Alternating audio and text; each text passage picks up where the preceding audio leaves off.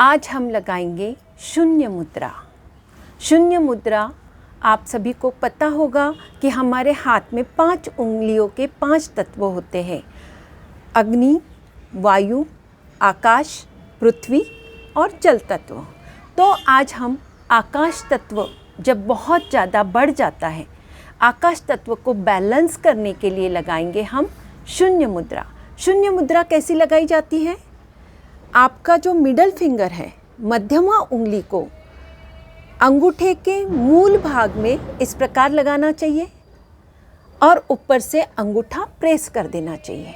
ऐसे लगाकर ध्यानात्मक मुद्रा में आप यदि बैठते हैं तो ये है आपकी शून्य मुद्रा।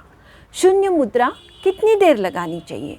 शून्य मुद्रा 5 मिनट से लेकर 45 मिनट तक लगाना चाहिए। किसको किसको लगाना चाहिए, इसके क्या बेनिफिट है?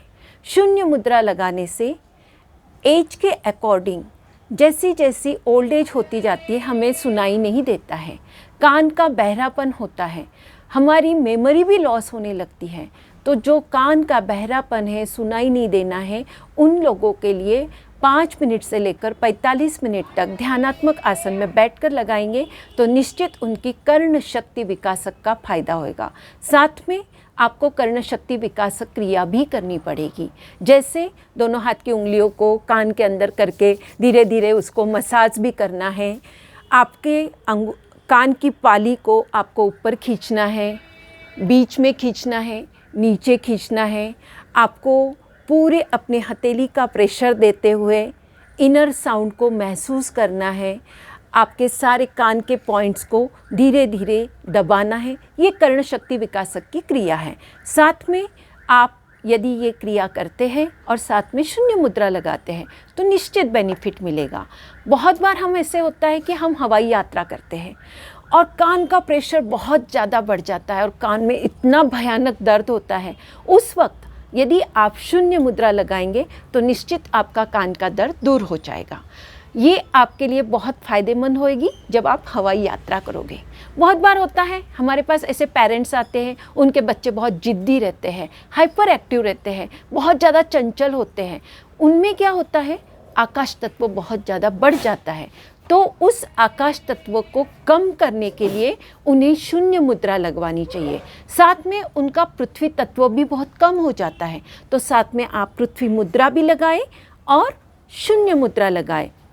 तो देखना आपके हाइपर एक्टिव बच्चे जितने बहुत ज़्यादा चंचल है, जिद्दी है, बिल्कुल सही हो जाएंगे। बहुत बार होता है बच्चों के कान में मेल हो जाता है। मेल तो छोटो बड़े किसी में भी होगा, तो मेल भी ज़्यादा बढ़ रहा है तब भी आप शून्य मुद्रा लगा सकते हैं। टिनिटस के पेशेंट आते हैं हमारे पास, बहुत बार आते हैं कि कान में साए साए साए की आवाज़ आ रही है। तो क्या करें, आप ट्रीटमेंट के साथ साथ शून्य मुद्रा का अभ्यास करें। तो शून्य मुद्रा के इतने बेनिफिट हैं तो इसे हमें रोज़ाना लगानी चाहिए। आप धीरे धीरे उसको समय बढ़ाएं, पर ये जब तक ही लगानी चाहिए कि जब तक आपको उसका बेनिफिट मिल रहा है। यदि आपका बेनिफिट मिल चुका है तो उसके बाद शून्य मुद्रा नहीं लगानी है। पर आप सोचोगे साथ में मेरे को कान में भी मुझे पूरे बॉडी में दर्द है, तो उसके लिए शून्य मुद्रा नहीं फ़ायदेमंद रहेगी, तब आपको वायु मुद्रा ही लगानी पड़ेगी।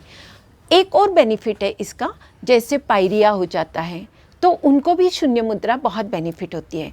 थायराइड के पेशेंट होते हैं, उनका वॉइस ख़राब हो जाता है, थायराइड लेवल कंट्रोल नहीं होता है, तो उन्हें भी शून्य मुद्रा लगाने से बहुत बेनिफिट है।